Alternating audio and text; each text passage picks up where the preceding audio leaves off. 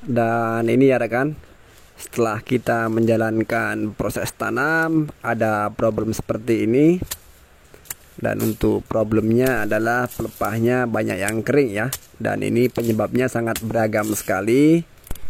Yang pertama, memang pokok sawit yang kita tanam sedang adaptasi dengan tanah perkebunan baru. Dan biasanya ditandai dengan 1, 2, 3 pelepahnya kering. Dan ini masih tergolong masih wajar. Jika memang sudah benar-benar kering dan berwarna putih, kita pangkas saja, tidak ada masalah.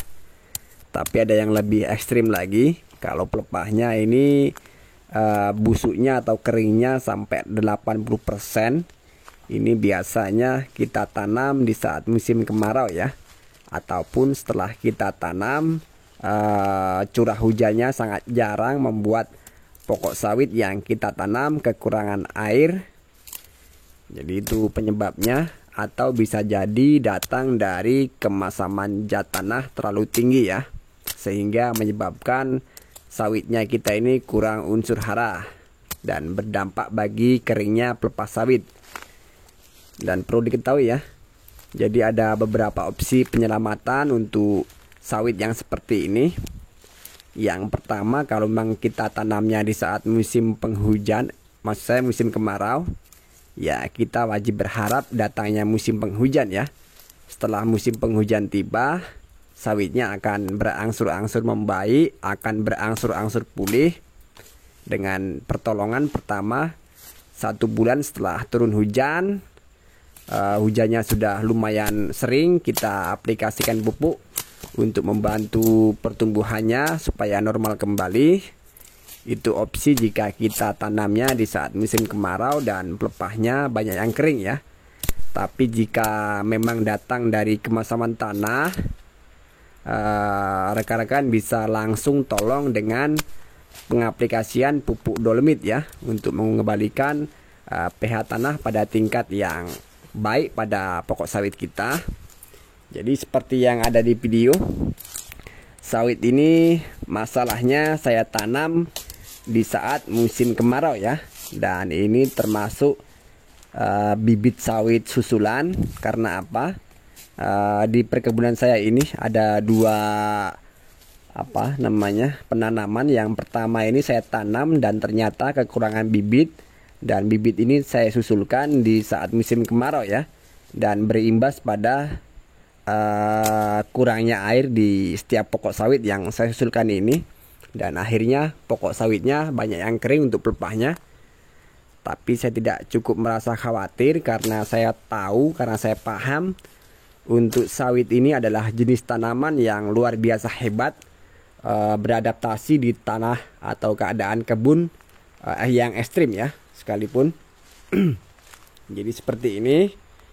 Nanti di akhir video saya akan perlihatkan sawit yang sudah saya tanam terlebih dahulu, tidak ada masalah, pertumbuhannya baik. Dan ini adalah sawit yang saya susulkan, saya tanam di saat musim kemarau. Seperti ini akibatnya. Jadi sekali lagi saya tegaskan untuk rekan-rekan, jika masih pelepahnya yang busuk dari pangkal ini jangan khawatir ya. Beda lagi kasusnya jika busuknya ini dimulai dari pucuk atau daun mudanya. Itu biasanya kalau setelah tanam busuknya dimulai dari pucuknya, ini penyebabnya dari jamur ya. Dan wajib kita tolong menggunakan fungisida. Tapi kalau jamurnya ini menyerang di bagian akar, ini akan lebih bahaya. Pertolongannya sangat sulit. Jamur ini kalau datangnya di akar ini, sementara ini belum ada ya penanganan pertolongan untuk di akarnya. Kalau yang di pucuk atau daun mudanya masih kita bisa tolong aplikasikan racun fungisida untuk penanganan jamur. Kalau yang akar sementara ini saya belum ketahui apa yang cocok untuk penanganannya. Jadi seperti ini ya. Untuk pemangkasan pelepah ini kita lakukan,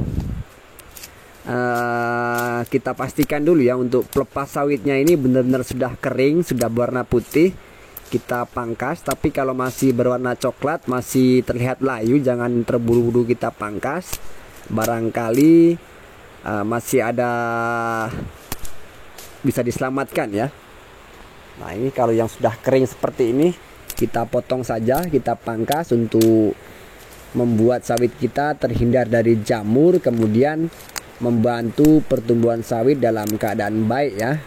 Nah ini, jadi yang warna kering putih ini kita pangkas, kalau yang coklat kita tinggal, yang layu kita tinggal.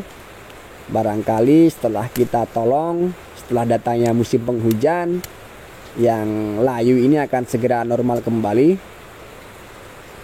Jadi kebetulan ini yang masih tersisa hanya beberapa pelepah ya. Di saat musim kemarau kemarin 80% pelepahnya di sawit saya ini banyak yang kering, dan ini dampaknya. Saya potong, saya kurangi beban dari pokok sawitnya, dan saya sisakan pelepah yang memang masih layak kita pertahankan.